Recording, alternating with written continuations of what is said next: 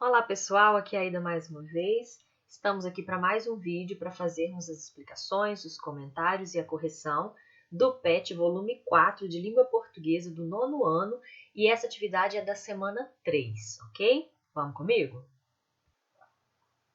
Bom, a atividade dessa semana vai continuar trabalhando as competências de leitura, né, as interpretações que vocês são capazes de fazer, cada hora com um gênero textual diferente. Então, a gente tem aqui na questão número 1, uma carta de solicitação, que é esse texto aqui. Ó. Leia o texto abaixo e responda as questões a seguir. Departamento de Vendas, número 02/09, ao diretor do Departamento de Faturamento, João Esleveriano da Costa, Recife, 10 de fevereiro de 2009. Prezado senhor, solicito a esse departamento, do qual Vossa Senhoria é diretor, que tenha a gentileza de enviar-me a tabela de faturamento do último mês, a fim de que possamos conferir algumas vendas realizadas. Antecipo-lhe meus agradecimentos, certo de que serei prontamente atendido, dada a eficiência desta sessão. Subscrevam-me. Bom, então, esse é um texto muito específico para um ambiente profissional, um ambiente de trabalho, é uma carta de solicitação que a gente chama, né? A gente vê que é uma carta porque a gente tem aqui, ó, local e data, que é característico das cartas. A gente tem o vocativo aqui, ó, e um vocativo formal, ó, prezado senhor, né? É um documento, né, uma carta para ser transitada em ambiente profissional, ambiente formal, porque a gente vê que a gente tem aqui, ó, uma identificação, né, do destinatário também, né? O departamento de vendas aqui no caso é o remetente, tá? E a gente tem aqui uma mensagem curta, o pronome de tratamento aqui também mostra, né, uma formalidade, antecipo-lhe meus agradecimentos, né, uma forma bem formal de se despedir, o subscrevo. Então, a gente consegue ver uma linguagem bem formal para uma carta no ambiente profissional, tá bom? Vamos, então, analisar as questões aqui. Qual a finalidade desse texto? Finalidade do texto é para que ele foi escrito, ok? Então, esse texto ele é uma carta de solicitação, como eu já falei, e o objetivo, a finalidade dele é fazer um pedido. O que ele está pedindo? Ele está solicitando uma tabela de faturamento do último mês ao diretor do departamento. Então, esse texto foi escrito com essa finalidade, ok? Segunda questão, que tipo de linguagem foi utilizada nessa carta? Então, já falamos, é uma carta formal, então, essa carta empregou a variedade culta formal da língua. O que é a variedade culta? É aquela variedade que segue as regras da variedade padrão, que ela é empregada nos ambientes mais formais, a variedade formal da língua, né, ambiente mais formais, e é uma variedade que só pode ser empregada por aquelas pessoas que são mais escolarizadas, que dominam a variedade padrão da língua, ok? Na questão número 3, pergunta por que essa linguagem foi utilizada. Foi empregada essa linguagem porque essa é uma carta que deverá circular em um ambiente profissional, servindo como um documento. Nesse contexto, a linguagem mais adequada é, portanto, a variedade culta formal da língua. Então, para que serve a variedade culta formal da língua? Para a gente trabalhar com documentos, com livros, né?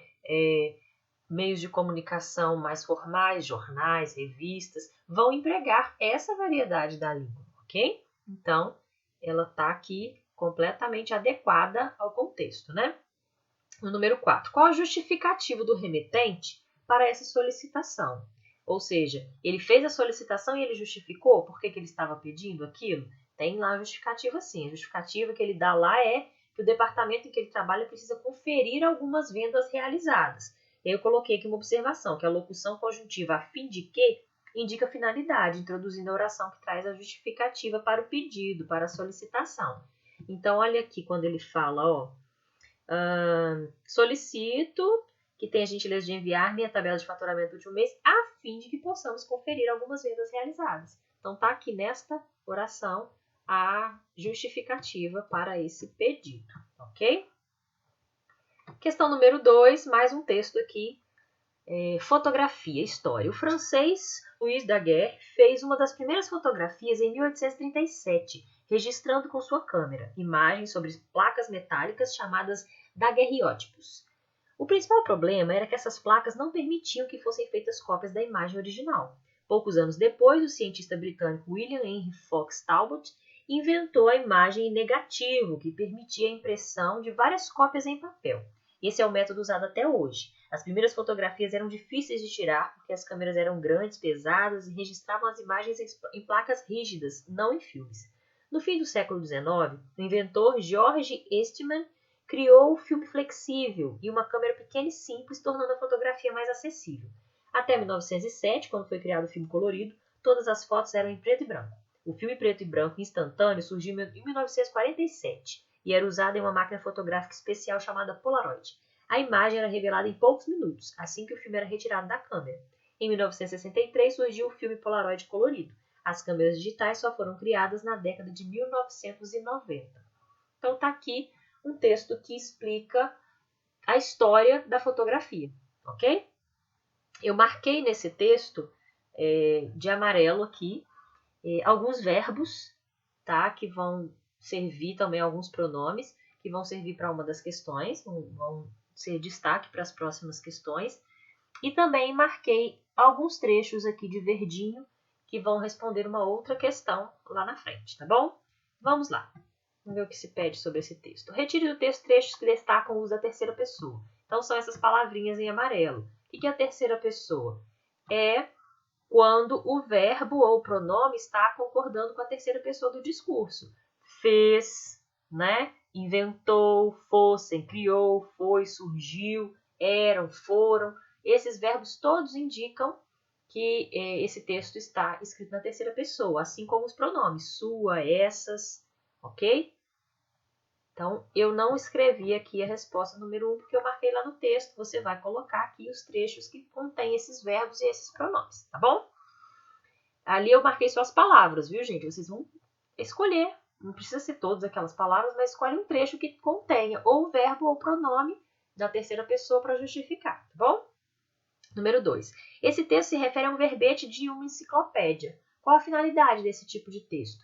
Verbete de enciclopédia é um texto informativo que tem a finalidade de explicar um conceito. O que a gente tem lá? A gente tem uma explicação a respeito da fotografia.